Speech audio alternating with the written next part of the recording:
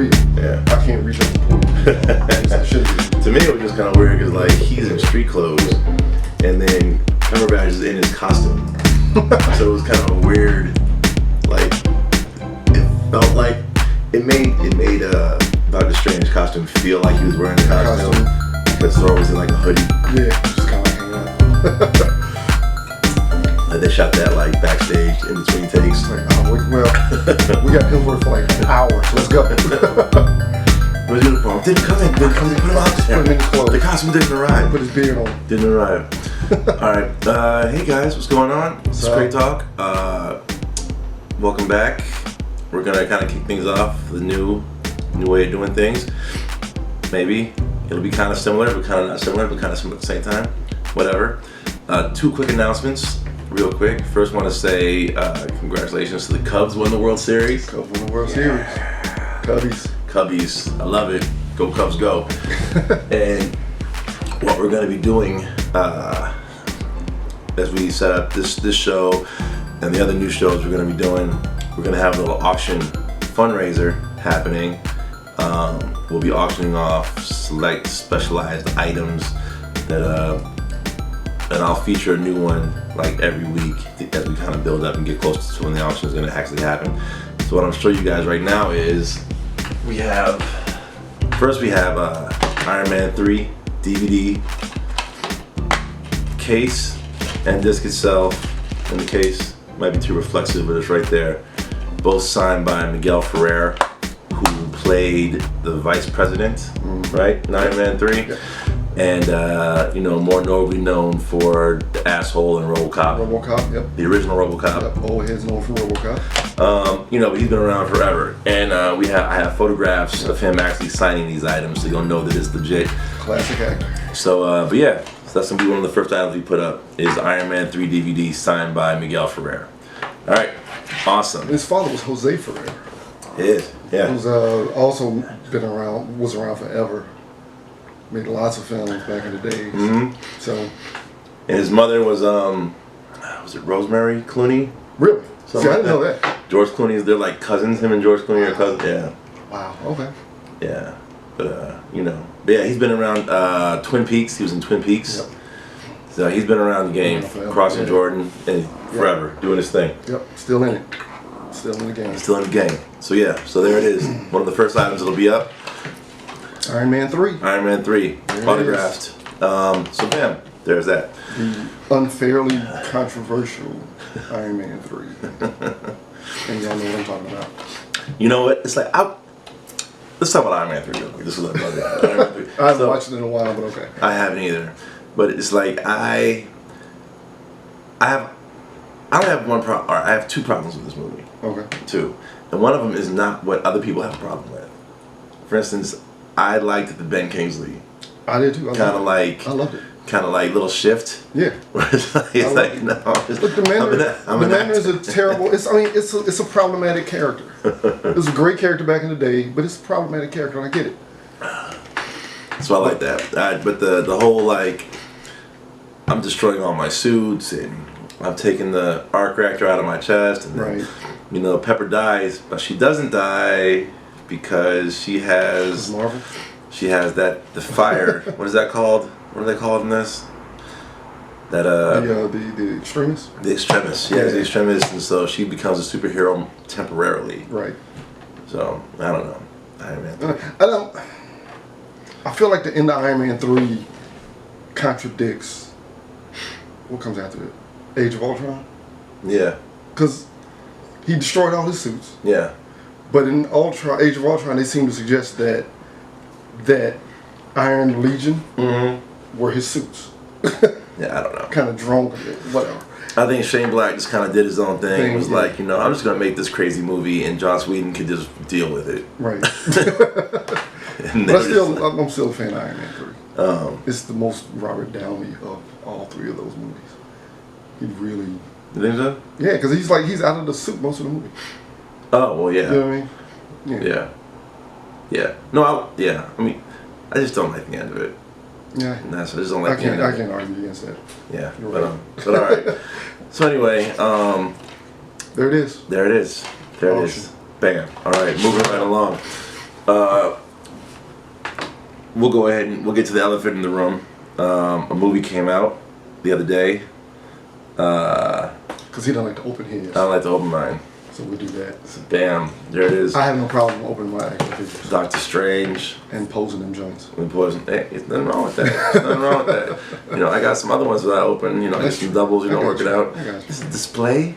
But Doctor Strange. Bam. Yeah. Can I? What do you think? Go ahead. I'm surprised. You're surprised? I'm surprised. I'm surprised. I thought that this would. I said the same thing about Guardians of the Galaxy, but I thought that this would be the one that they fumble. This is going to be the one that they're not going to be able to pull off. Mm-hmm. Strange has been around for 50 years, but he's still a really obscure character. And it's magic, and it's, the dude that directed like low budget horror movies, and I just like I don't know how this film's going to work. And Cumberbatch is a great actor, but not the most clever choice for this character. You know what I mean? Not the most inspiring choice. But I was wrong about all of it. And I'm putting it out there on the internet for everybody to hear me. I was completely wrong about Doctor Strange. I loved it. It's probably one of my favorite Marvel movies. Yeah, I think so too. I really enjoyed it. You know what I mean? I mean, I'm sure that I've avoided like all spoiler threads, you know, whatever it is. So I'm sure there are people that have problems with it. I thought I loved it. I laughed. I was like, it was fun. It was fun. It was clever. It was different. I saw IMAX 3D. Wow, really? See, I didn't see the 3D one. Oh, I heard the 3D is it? I heard it's worth it because that's normally. It is like living in. Where'd you see it? Universal? The AMC 16. Okay. It was like living inside of a kaleidoscope. It was crazy. What? But it was, yeah, it was amazing. Okay. It was. All right. I think we're gonna go see it again and probably go to the IMAX. Should see it in IMAX. I found myself like, fuck, how much time did they spend on all this graphic, on all these effects? 'Cause it was intense. That was one of the criticisms was that when the first trailer came out, it looked too much like Inception. And I was one of the people like, it looks like Inception, but with all of the bending of the environment. But they used it. It wasn't just a visual idea or something to suggest that we're in a dream and we can move all these things in our dream. They used all that stuff. They did. You know, all the environment was a weapon. The environment was. Yeah, they were. You know. Well, that was happening. It's like in all right, look, there might be some spoilers here. Just whatever. Go see the movie. Go see the movie. It's out. Go see it. Wait on. Well, like in the beginning, when the Ancient One is fighting all those people like in the middle of the streets and the buildings are kind of like she was like using the building ship to crush them. Yeah. Yeah, she was like straight killing people with buildings. It was crazy. No, it was cool, man. It was cool. The thing that I like, that I kind of like about the MCU is like me personally. I grew up with like Spider-Man and the X-Men, and then DC stuff. You know, but like all the mainline DC stuff. But I never read or cared about anybody who was in the MCU right now, except for Spider-Man. Other than Spider-Man, like I couldn't have told you. You could have asked me any question you wanted to about Captain America, Iron Man, Thor, Doctor Strange, Ant-Man. It's like I'd have been like, I don't know. Isn't he's a scientist or something? I don't know. I just I'm very much like I like this, so I'm diving all into this. So like I have like I'm willing to say the first 300 issues of Amazing Spider-Man, I probably have 75% of those. Okay. You know, and it's like Batman Detective Comics and like Uncanny X-Men until it got really whack. Like I got all that. I'm all in and all that. Right. So when I go see these MCU things, it's like fresh. I don't know, like and I make a point not to do research. So I just you're the perfect audience for the MCU films because they're not made specifically for fans. You don't need 30 years of comic continuity to understand what's going on in these movies. Which is why they work. Yeah. Which is one of the reasons they work so well is that they make them for general audiences and not for just people who had their head buried in comic books for all their lives. Yeah, and I think as coming from more of that side of it, it's like all I like literally my only exposure to Doctor Strange was like, I think he popped up once or twice in the 90s X-Men cartoon. Yeah.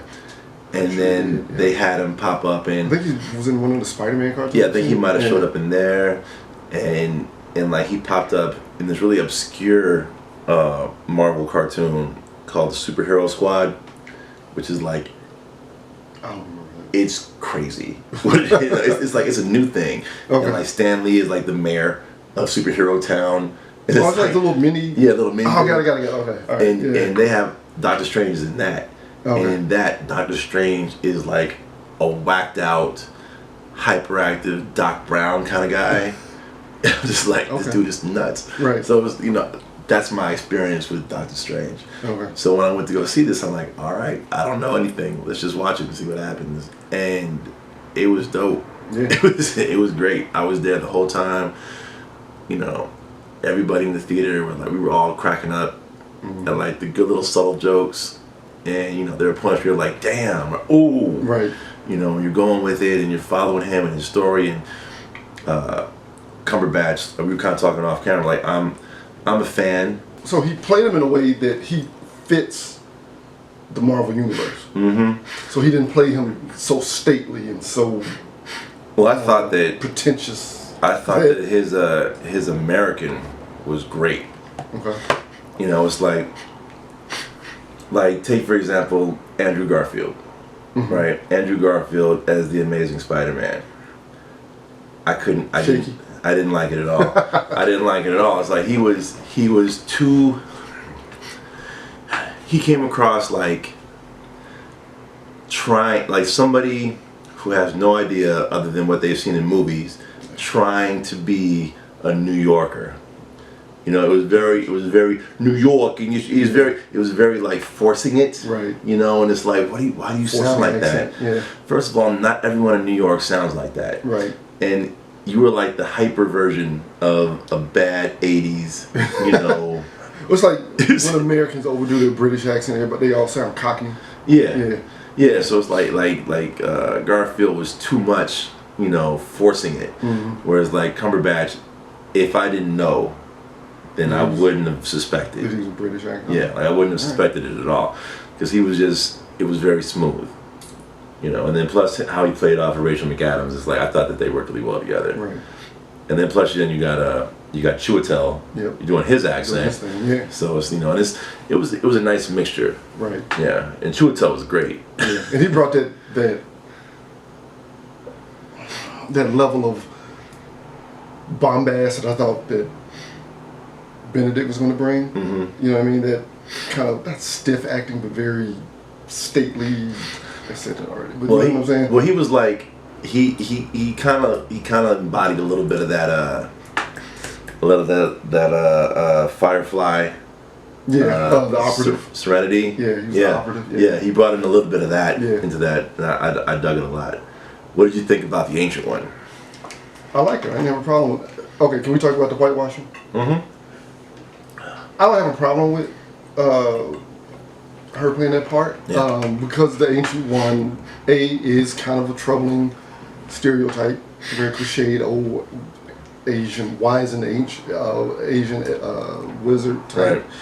Right. I know that there are geopolitical issues that the company has to deal with, have to concern themselves with when they're making films that they need to sell in a specific market. Any way they cast it would have been a problem. Had they cast it with an old ancient man, it would have been a problem. Yeah. Had they cast with an ancient female, it was one of those Asian female. You didn't do this, so there's an issue where it would have been, you did that, why did you do that? Why did you do that? Right, so it's like so either way you go, you're kind of lose situation. So they just kind of, we'll do it this way. And they colorblind casted Mordo. Mordo's white in the books. Mm-hmm. So and is played by Chiwetel in the movie. So it's cool. What they did with Wong is in the books he's a manservant, kind of Alfred type character. They made him, he's his equal. He's really his strangest superior in a lot of ways. He's there to teach him. So I mean, it's fine. It's kind of one of those trade-offs. You got to kind of go with it. Yeah. And I was thinking like, Tilda was dope. Tilda was dope. That's probably like my favorite thing I've seen her in. Yeah, she's dope. She was dope in that. And honestly, it was another way to get a woman in. Yeah. I do something other than be just the helper or the nurse. Yeah, so I kind of I was looking at it kind of like that, because if you look, I mean, really, it's like there's only one woman in the whole movie, which is Rachel McAdams, Yep. and she really is just kind of there to be a connection to his past, you know, more or less. Right. And so having Tilda in it provided two females in the movie. Significant female characters, right? Because Mads Mikkelsen's characters, whose character name I can't pronounce, so I won't even try. I don't even remember what it is. He had a few female apprentices or hench women, hench people. Something like that. Yeah. Yeah, and I'm not saying like it happened. I mean, I thought that it was pretty well. I mean, there really were just kind of like 8 characters really in it. Yeah. You know, so I mean, to be able to like that's it. Caecilius? something like that. Yeah. But yeah, but able to get like, you know, the way they did work diversity into it with like Benjamin Bratt. Right. You Benjamin know. Bratt was in this, right? Yeah, Benjamin Bratt was dope, and I hope to see more of him. So yeah, I mean, I as thought the show progresses, as the series progresses. Yeah, I dug it. Overall, I liked it a lot. Yeah, I think it's one of my top ones. Yeah, I mean, I like the way they did magic. Yeah, the way they did magic was cool. It was like combat magic, kung fu magic. It wasn't them just throwing light at each other. Special effects light. Hand gestures. Yeah. They were fighting, and there was some brutal fighting in that movie. It was like Winter Soldier brutal fighting in that movie. Yeah. And it's just a dope way of, after, like, how many Harry Potter movies have there been? 6? 7. 7? 8. 8? 7. I 8. don't know. It was 8. A lot of Harry Potter movies. Yeah. That they decided to go this way with magic was dope and Yeah. interesting and inventive.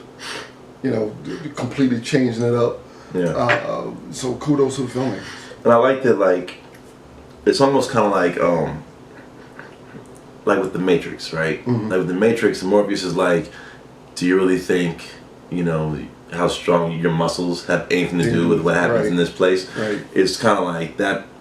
If you're someone that could channel magic, then you don't need the wand.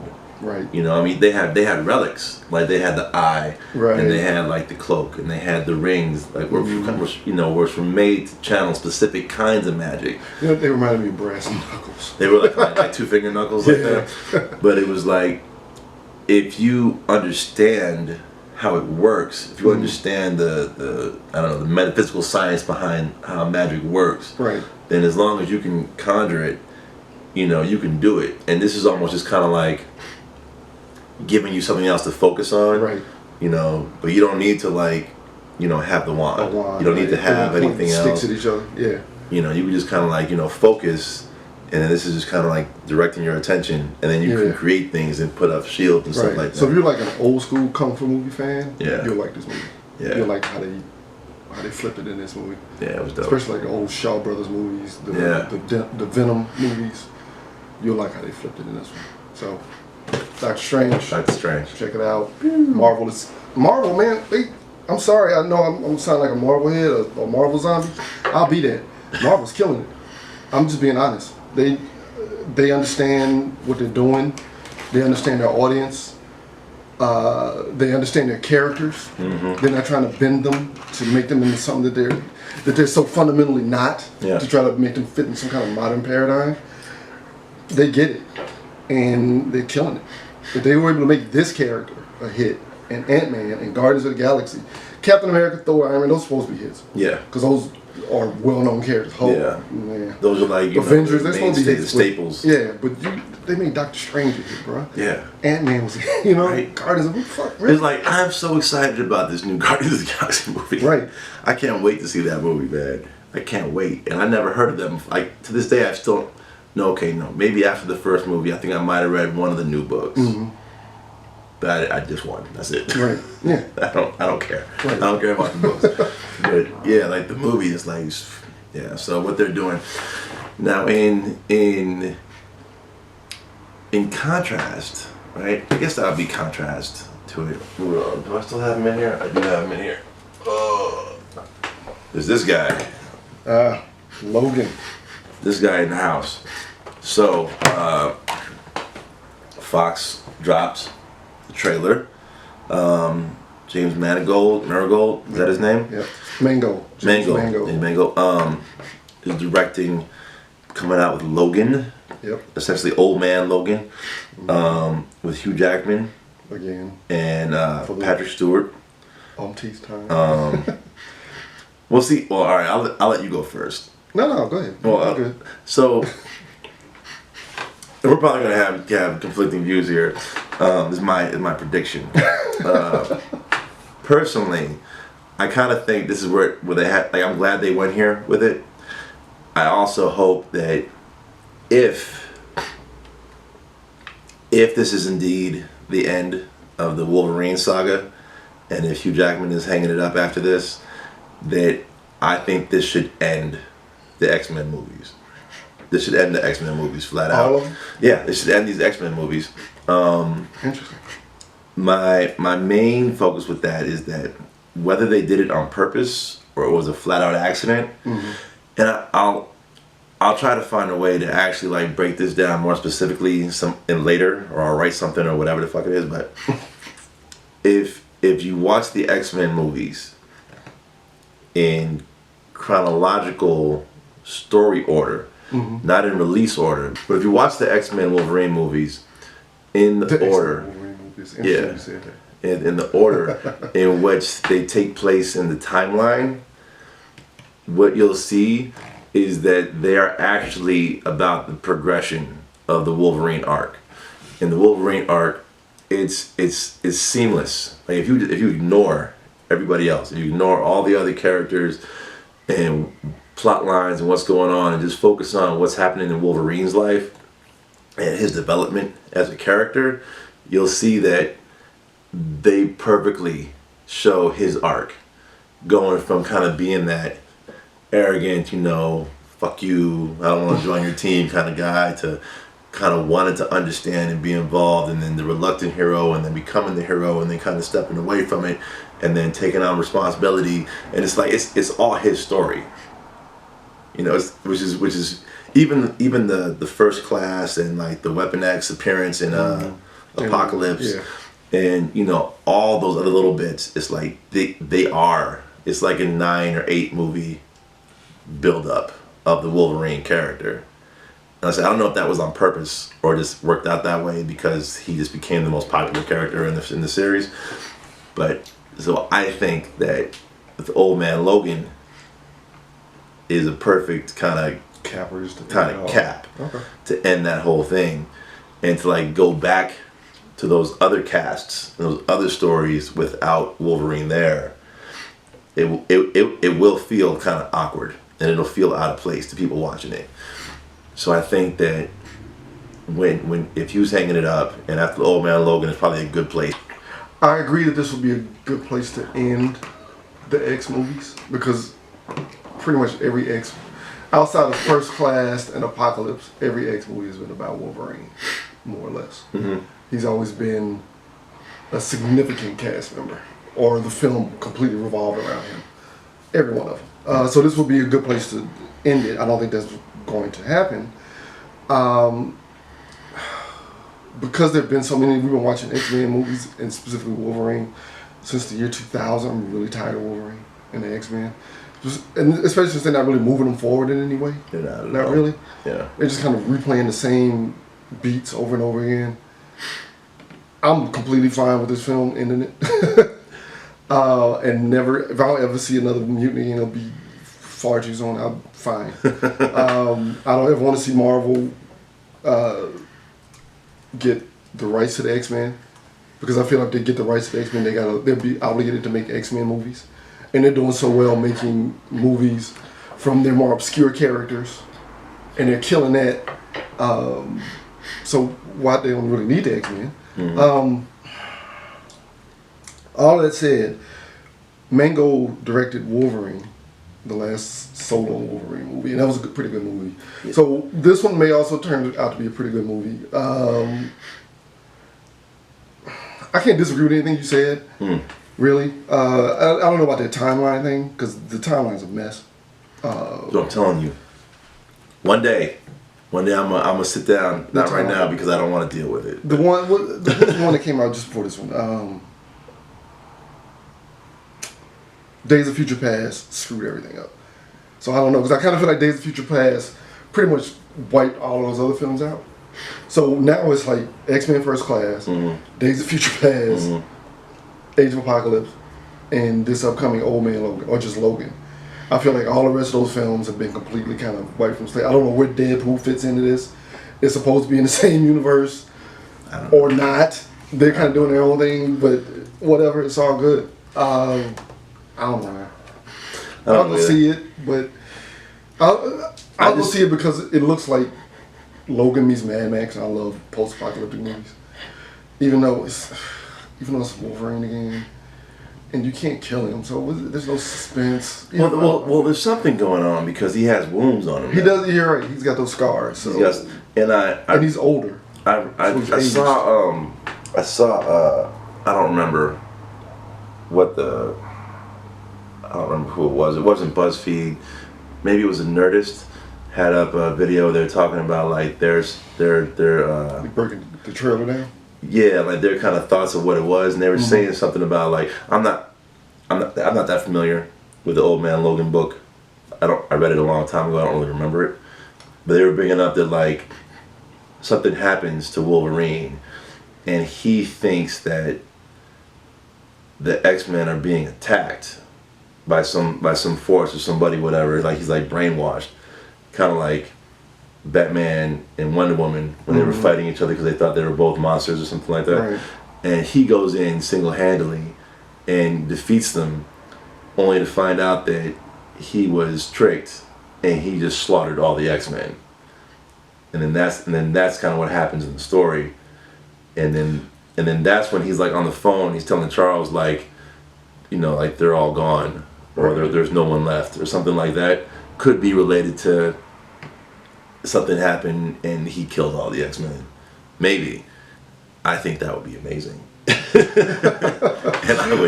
I would 100% love that. Want to see him slaughter all the X-Men? Then it kind of comes down to like Days of Future Past. Like the future either would have been Trask, Maids, Sentinels, and the Sentinels killed everybody and they were left. Or since that stopped, something happened to Wolverine, and Wolverine slaughtered everybody, and he's the only one left. But either way it plays out, all the mutants are dead, and Wolverine's the only one left. With the doctor, with the professor. Right. See, in the books, there's no way they can't really do a proper adaptation because in the books, like Hulk is there too. Yeah, they're Hawkeye's in it. Yeah, Hulk's in it. And there's all of these references to these other Marvel characters that Fox don't own the rights to. Yeah. So this is gonna be something completely. I think the only similarity. They can take little bits and pieces. Well, it'd be like it's set in this post-apocalyptic, seemingly future. He's older. And I think that's probably where the similarities are going to end. Or what? I think that's where the similarities are going to end to the books. Well, something happened to him because he's old. He has aged. He has aged. And he does have like welts and scars and like, you know. And why is Professor X, how is he still alive? He's old as hell. He was old as hell in the first movie. Well, he's older as hell. He's never not been old as hell. He uses his mind power to trick his body, to trick his cells into regenerating and keeping him, you know. Keeping him alive. There you go. And he still can't walk. You can do all of it, but you can't walk. Okay. Well, I mean, you know, you put your magic in your walking or you're regenerating. Okay. I'm just saying. So, yes, I'm looking forward to that. Check that out. I'll keep an open mind. Yeah, open mind. Okay, right. Wonder Woman. Have you seen that? I have. You didn't like it? I'm still on the fence about Gal Gadot, man. I just still feel like she can't carry a film. She's fine in little bits here and there, but I mean, I've seen her in films where she had to play a more significant role. Like what? What was that film, that heist movie that came out last year? See, it was so forgettable. Casey Affleck was in it. Casey Affleck was in something with her? Yeah. Anthony Mackie was in it. It's a heist movie. That one with the red smoke? Yes. Is it that one? Yes. What was that? 5 something? Something 5? I don't know. That's how much of an impact that film had on me. She was in that. I just saw in something else. That movie that had Kevin Costner. This movie with Kevin Costner, where they came out last year too, or earlier this year, and he was like an operative. But don't something. Well, I mean, I know what that is too. But I'm just thinking part of that you can be the director. No. Have some responsibility. No. If you can't act, you can't act. I don't know. I think she's. You can't. Like I said, when she was kicking ass in B versus S. Okay. I believed her a little bit in B versus S. Yeah, but that's all she had to do was grimace and smile. She didn't have to deliver much dialogue. You know, she only had maybe 1 or 2 scenes where she actually had to say something. I don't know, man. I now think she got to carry a movie. I think she'll do fine. A 2.5-hour movie in DC, which you know is gonna be fucking 3 hours long. She got to carry that movie by herself, bro. I think she'll do fine. Okay. I mean, even for me, it's like, okay, maybe she didn't have the most, poignant dialogue written for her in BVS, but. And wardrobe aside, it's like I paid attention to her when she was on screen. She wasn't like random woman cast number 3. Where she's just kind of there. It's like I paid attention to her, so she at least. We'll find out what her dialogue is like. So she's saying now, is it that she has a strong screen presence, or is it that she was Wonder Woman and we're finally getting to see Wonder Woman in the film? Well, I think her screen presence, because she wasn't Wonder Woman until the end. Well, you knew she was Wonder Woman going on. It doesn't matter. It's like, going into it, all she was to me was the girl from Fast and the Furious. Okay.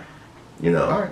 And so I paid attention to her. It's like it wasn't like sometimes you see something and it's like they try to pair people up and it's just awkward.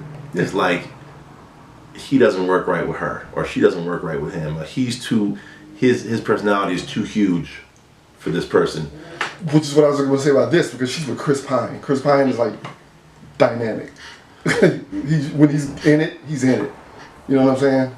Mm-hmm. He's one of those cats that will steal a screen from you. Her in the scene with it? We'll see. Okay. We'll see. All right. She might bring the thunder. She might bring the thunder. Bro, she don't bring no thunder. She might bring the thunder, though. She might bring it. Okay. And I believe. I believe. So, all right. So, all right. You believe in Gal Gadot? I believe in Gal Gadot and this all Wonder right. Woman, and that trailer was amazing. All the DC movie trailers have been amazing. No, they haven't. Really? No, they haven't. Really? Yeah. You didn't like the Man of Steel trailer? No. Okay. No, I hated the very first second the Man of Steel trailer comes up there, and it's like the clothes and the clothesline and the kids running around. So the poignancy didn't get you? And it was great. The Terrence Malick didn't get you? No, the Christopher Nolan of it was like, this is too much like Batman. This is too dark. Why is this so dark? Why is it gray? Why is it brooding? This is Superman. I get you. This isn't Batman. But it looked good, though. I mean, just visually. It was pretty? That's what I'm saying. All the trailers... We're not talking about aesthetically prettiness of it. We're talking about this is some bullshit. This is not some bullshit. And no, the Man of Steel trailer was hot garbage. It was terrible. I hated the Man of Steel trailer. Batman vs Superman trailer? I'm trying to remember that. See, I remember the Man of Steel trailer more because of how I couldn't believe it. I'm like, why is this so slow and so depressing and so gray? It's like, this is Superman. Right. Where are the colors at? What's going on? Let me think. The BVS trailer. I think the DC trailers are all really well made. The Suicide Squad trailer was especially the one with Queen, where they added all the humor. It looks the trailers always come off looking dope, but I don't know. The movies always end up fumbling. I don't know. I believe.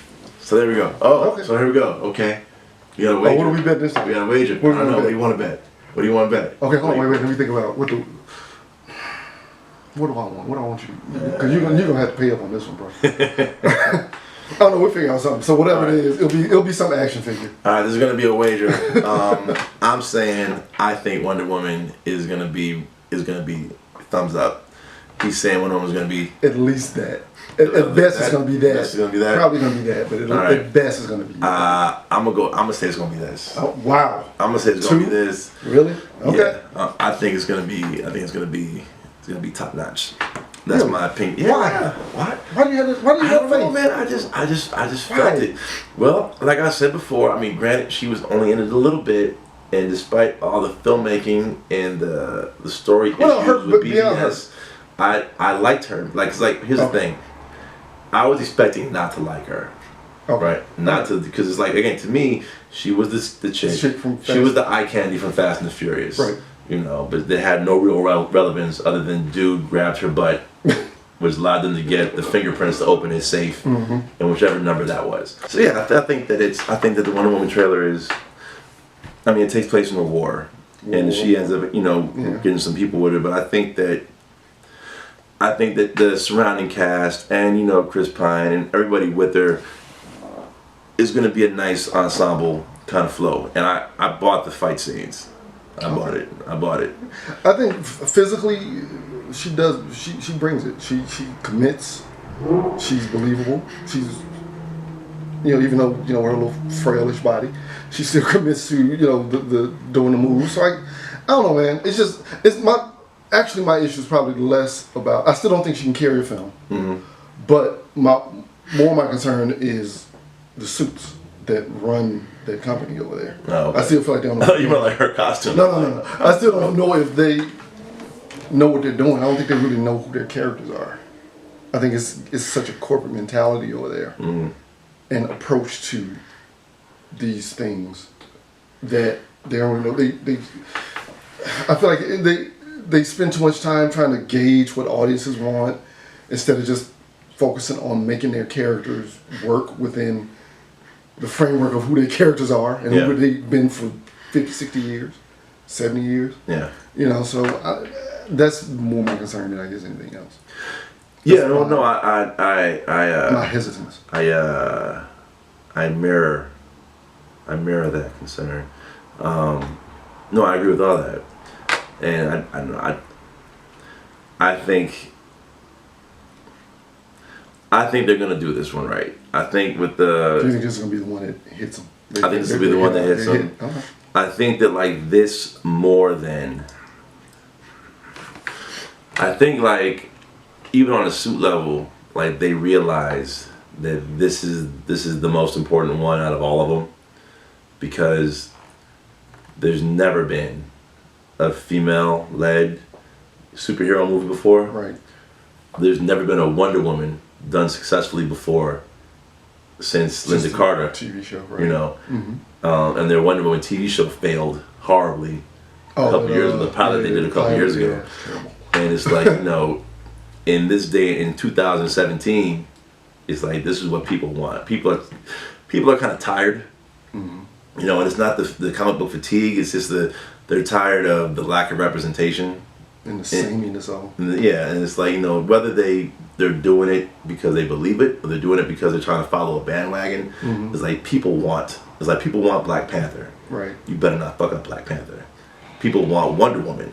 Right. I mean, yeah, we got Captain Marvel coming in like 2 years, but that's way down the line. That's way down the line, and that's Captain Marvel. This is Wonder Woman. Right. This is Wonder Woman has been like the preeminent female character. Yeah, it's like, and she's like beyond decades, iconic. Right. And it's just so, and of their entire slate of characters at DC, the top 3 are Batman, Superman, and Wonder Woman. Right.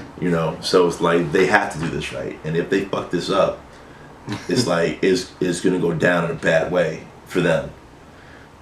I don't know. The problem is that Wonder Woman was part of that old regime, though. That the Fujihara regime that made Man of Steel, that made B vs. S. Before they started shifting gears creatively. So I don't know. That's you know what I'm saying? It's made under those rules and that environment. So I don't know, man. I don't know that. There you go. There you got it there. Feel I hope free. I'm wrong. I want to be wrong with this. I want this to be good.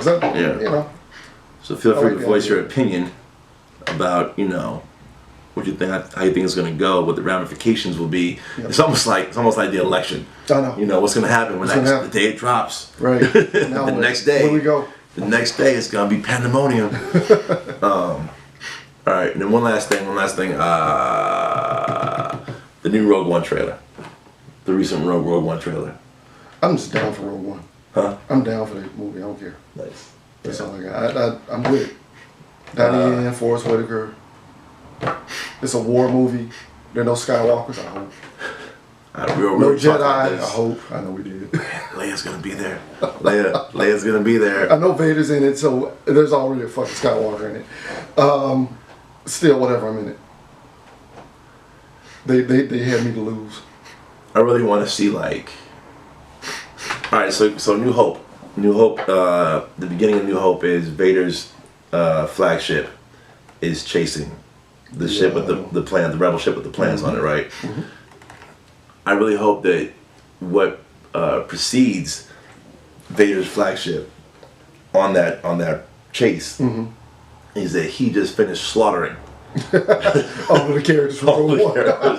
That he just finished killing everybody in Rogue One, and but the plans have already escaped. Right. Like they got the plan somehow got handed to Captain Antilles or some shit like that, and they're gone.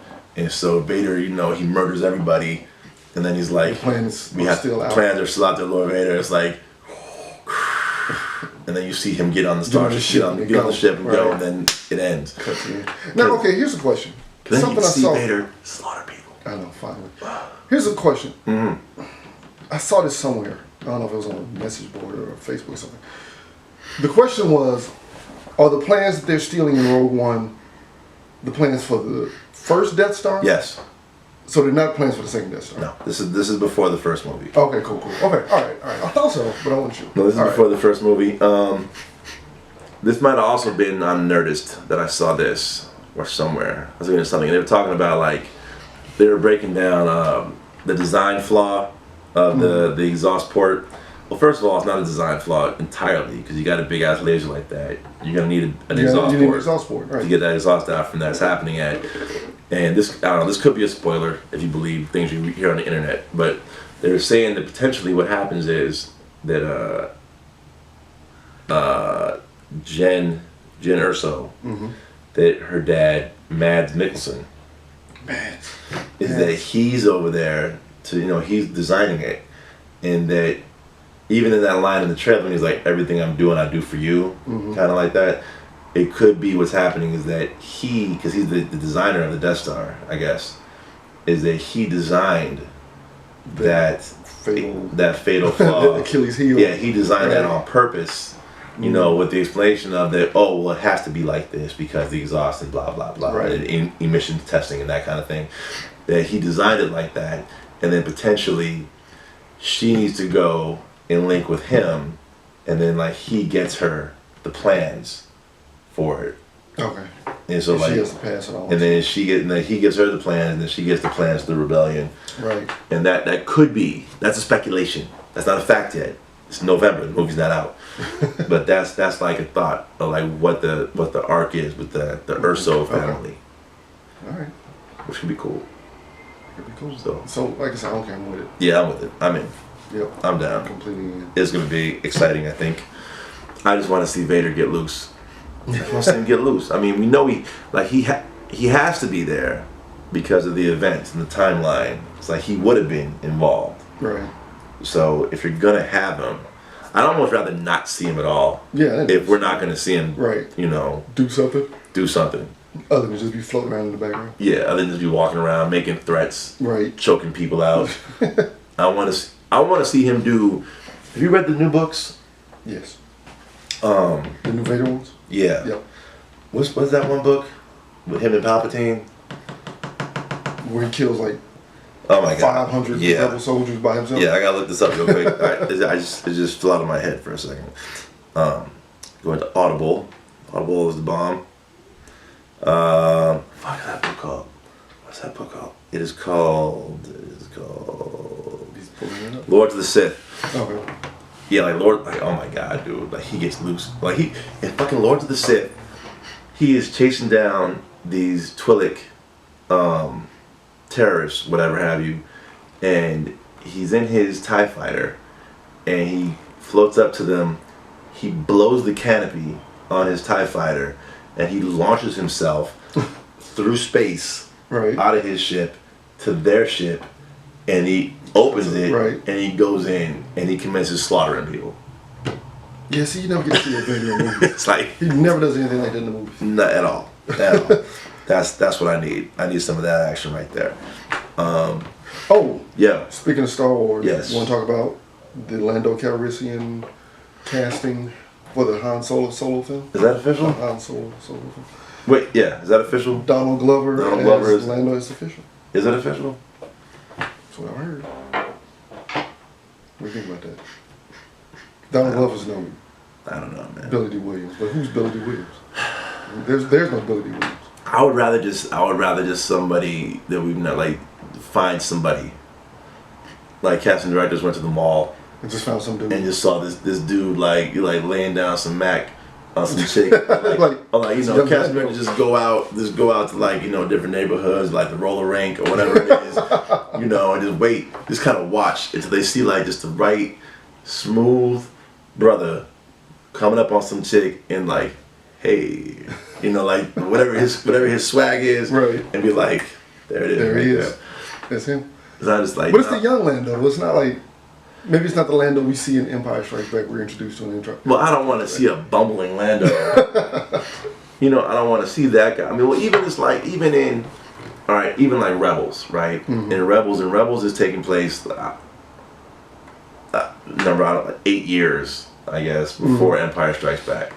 And even Lando in that, well, it's still Billy D. Williams reading the lines. So it's still like, you know, Right. 8 years younger Lando Calrissian is still a smooth hustler, right. scoundrel, you know. So you're concerned that Donald Glover's not gonna be able to play that smooth scoundrel hustler? I don't think so. Okay. Like you know how you think Gal Gadot can't do Wonder Woman.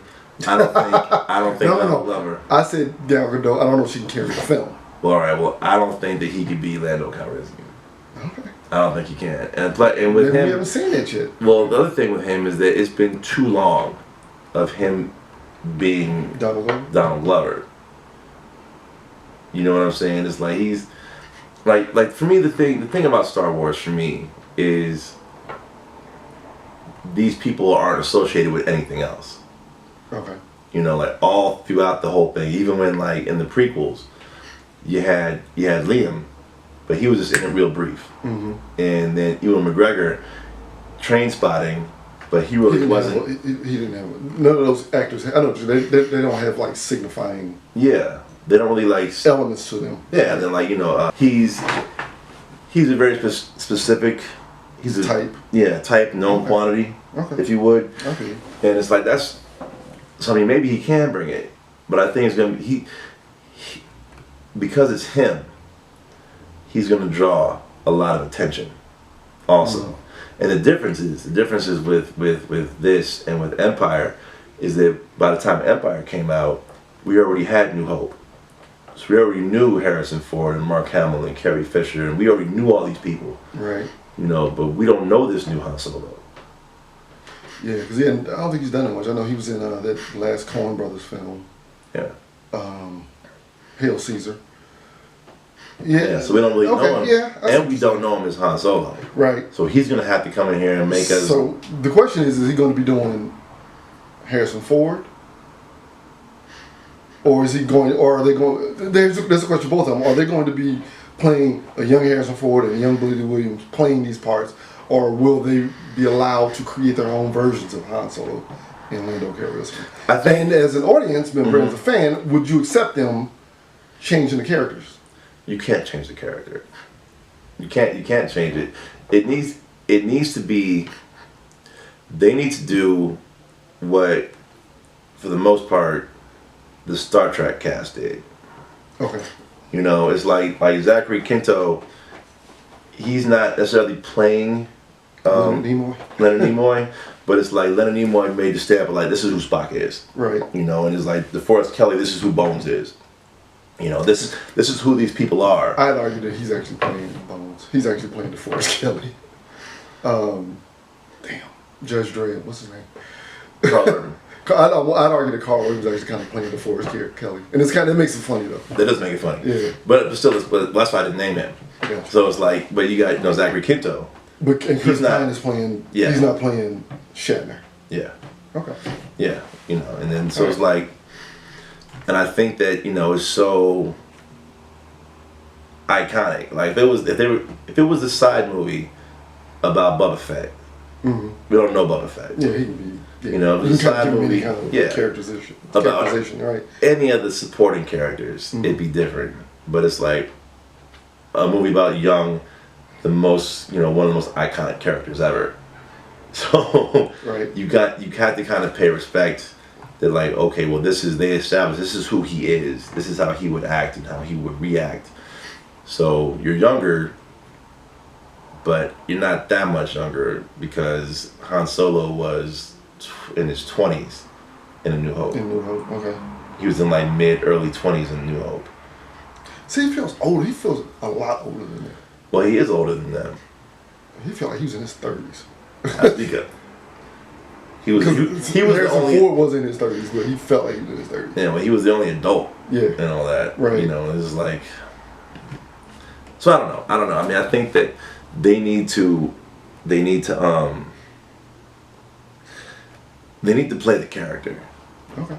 If we all know the character would act certain ways or say certain things or do certain things, they need to act, say, and do those certain things, or at least make it. So Donald Glover shouldn't bring that detached quirkiness he has to Lando Calrissian. Not unless like something really traumatic happened to him after that, because the Lando that we know doesn't have that. Right.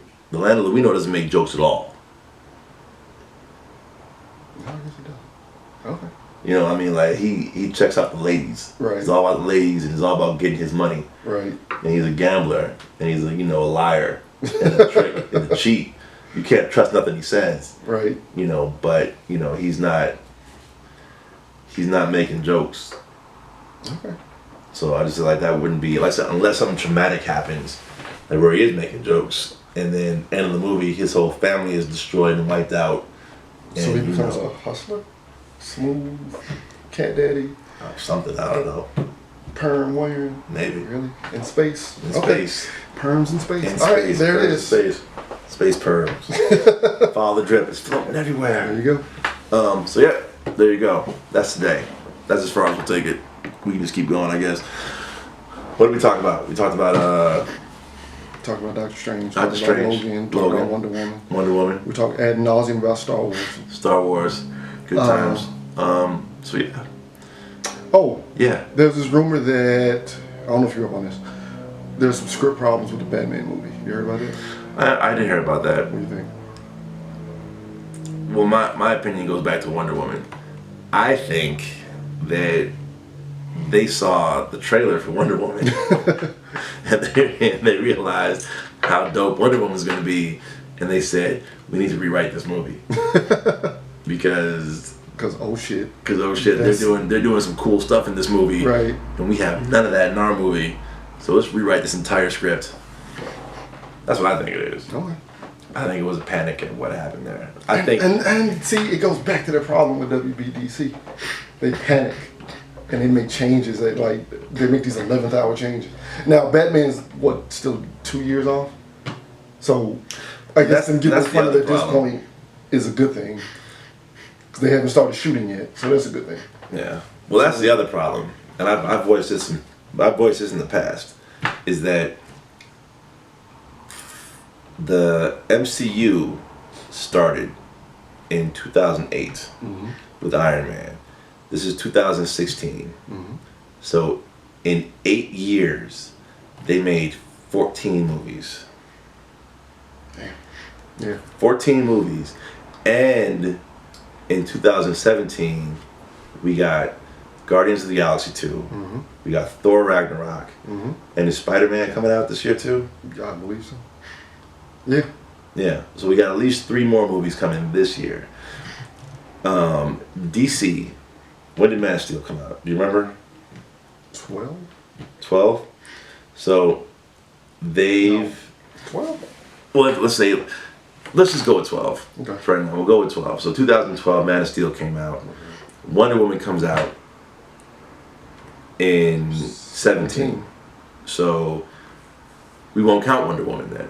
So in the Man of Steel 2013. 2013, okay. Yeah. 2013, Wonder Woman comes out in 17. That's 4 years. So in 4 years, they've had 4 movies, right? It's like a movie a year. Yeah. And that's only because they smashed these last 2. It was like 2 years between Man of Steel and BVS. Right. And they're taking their time, they're moving slow, they're doing what they're doing, and they're making movies that are making people angry. And they're dropping the ball right. on all these movies, and they're getting bad word of mouth and bad press. It's interesting that you said they're taking their time and they're still not getting it right. Whereas, like I said, like MCU, they're cranking them out. They're cranking them out like every 6 months a new movie comes out, mm-hmm. or in some cases every 4 months a new movie comes out, and they just keep getting better. Like even the weakest MCU movies still aren't that bad. They're still better than the DC. I'm sorry. Whereas like DC's, at the rate of one a year, and they're taking time and they're going slow and steady, and their movies keep disappointing people. Yep. So it's almost like, guys, it's not that serious. Not that serious. Take a break. Let's just write it and just put it out there. Right. Stop overthinking it. Right. Stop saying, wait, I know we need to release it, but let's push that and let's do a whole bunch of reshoots. Mm. But wait, let's cut out all these reshoots. Yeah. And let's do some more reshoots. Let's change the tone of the movie. And let's change everything. And let's rewrite it. I know we already shot it, but let's rewrite it anyway. Right. And then you release it and it's just a mess. It's like, dude, just write it and just shoot it and just put it out there. Right.